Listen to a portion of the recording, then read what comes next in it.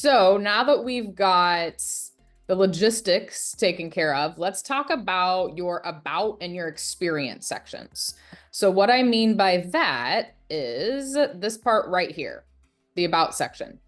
So it's super important that you start off with what you do in the first sentence.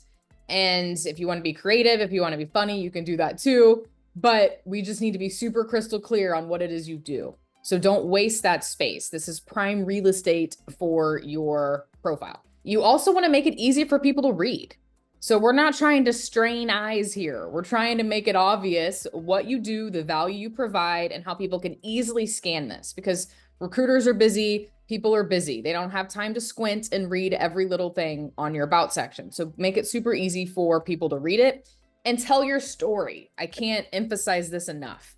Weave in your experiences. Every single one of you has unique experiences. No one has lived the life that you have lived. We need to tell people that. We don't need to get crazy here and be super detailed about everything, but we do need to weave in your story and how it relates to what you're trying to accomplish now and the types of roles that you're looking for, and then showcase those skills you have throughout that story. So we're trying to paint a picture here of you as a professional and how you got to this point, including achievements, and really letting people know that this is how I can help, but you're also doing it in a way that's kind of cool and fun to read. Okay.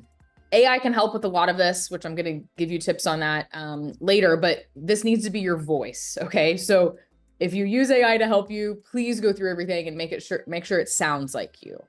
And I can't stress that enough. And going back to the first sentence, the reason this is so important is because people will have to click the see more button to read a lot of this. So if your first part of your profile doesn't capture them, they might skip right on past you. So be strategic about that very first sentence. So mine is pretty obvious. I help sales marketing executive teams increase pipeline and brand awareness via LinkedIn. It's very crystal clear what I do. And then I even put a little testimonial here that people can see from a client. So make sure that you are doing this. Another cool thing that I'll mention here in a second is your skills. Y'all can attribute your skills in your about section. So let me show you where this is at.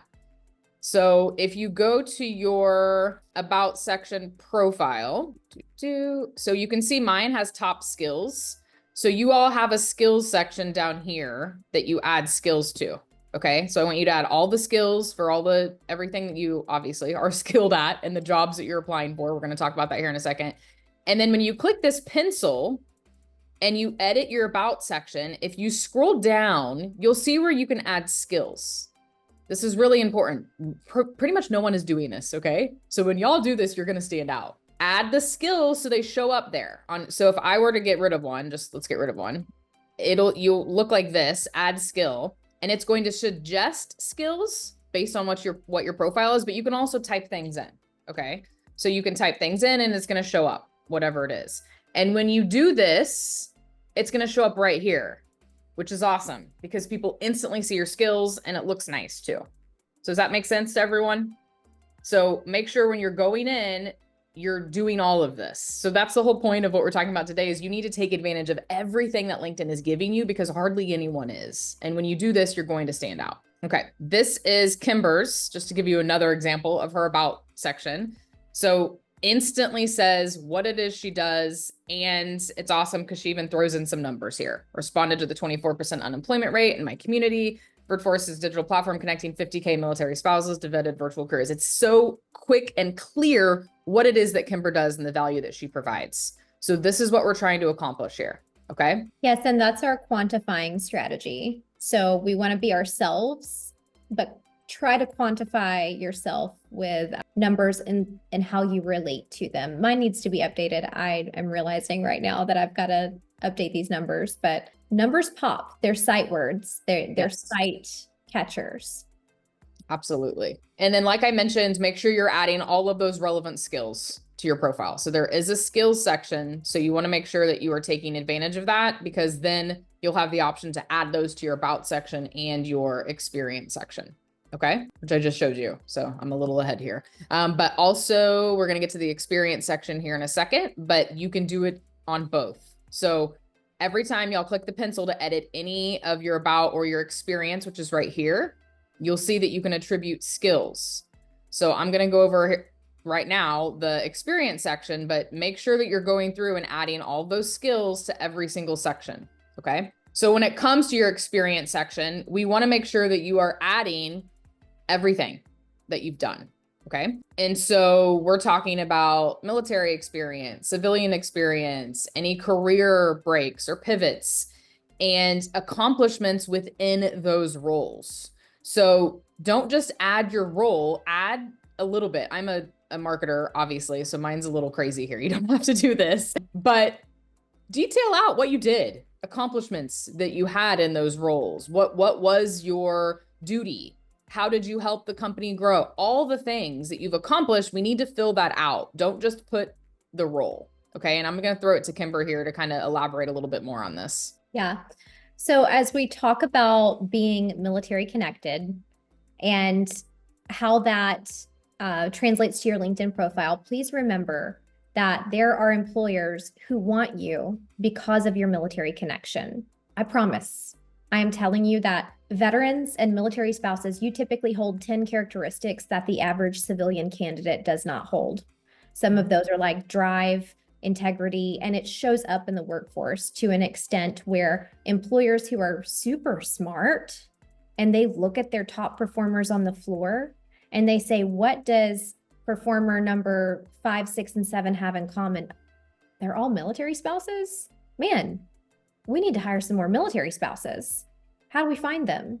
Okay, so taking your military experience and translating it to your profile is super important. So as a military spouse, you might have been the leader of your FRG. You might have been the secretary at your spouse club. You may be a volunteer with the USO. Those type of things should certainly be there. I'm telling you, if it's volunteer work, put it in volunteer work, but write it up like it's a job. Don't write it like, oh, I volunteered 5 hours a week with the USO. No, write a position title and write the job description and the activities you performed in there.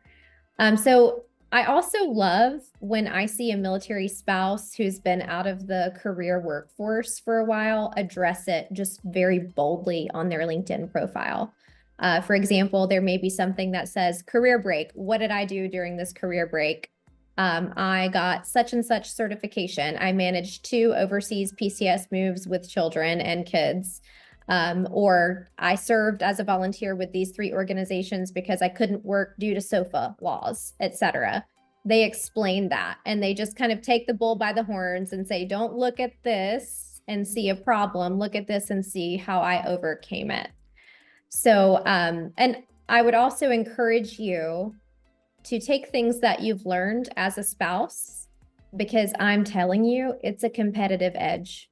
It's a competitive advantage for you to be pressure tested like we are. As active duty spouses and as service members and transitioning service members and veterans, we have been pressure tested in ways within a 3-year period more than most people are in a 15-year period. So when you're able to say in this, time span of a career, I applied skills that I learned from my active duty lifestyle, like I'm just going to spitball here, time management, logistics, decisions under pressure, things like that. Weave it in. And if you're not a great writer, tell ChatGPT what you are trying to do and say, hey, Chat, I want to try to convey here all of these things that I learned from this position with my FRG, because it so applies to my skills and competency here. And I know that it gives me a unique advantage. How can I do that? And collaborate with that AI platform to weave it in. I'm going to share another example. I see some questions. So mine wasn't the best to show y'all as an example because I've been an entrepreneur for so long and a marketer. Let me show you. So this is my tool. I have a free GPT for y'all that have the pro chat GPT version, but this is an example of like experience section. This is fake, but I did this because how I want y'all to do it is for each experience, have a few sentences, 1 to 3, and then you could have bullet points of what you did and what you accomplished. It doesn't have to be crazy. I see someone asking if there was max bullet points. Not really. Don't have like 12 bullet points. It's probably too much, but it doesn't have to be crazy. This is super simple. So just detail, like, this is what I did at these roles, and here's what I accomplished or what I learned, or, you know, the team that I managed or the people that I worked with, et cetera, et cetera. So I just wanted to show y'all a different example than mine, so you can kind of see what I'm going for. Does that help to see Yeah, this? I think it helps. And also when I put bullets in my LinkedIn, does LinkedIn allow you to natively put bullets in, or do you need to type it in Word and paste them in? You have to paste. So if y'all want any sort of emojis or symbols, you have to copy and paste them in there. So like if I were to do this in a Google Doc, which I use Google Docs all the time, I could add, you know, certain symbols or emojis. I would literally just have to copy and paste it in. So just FYI for everyone. Thank you, Mandy.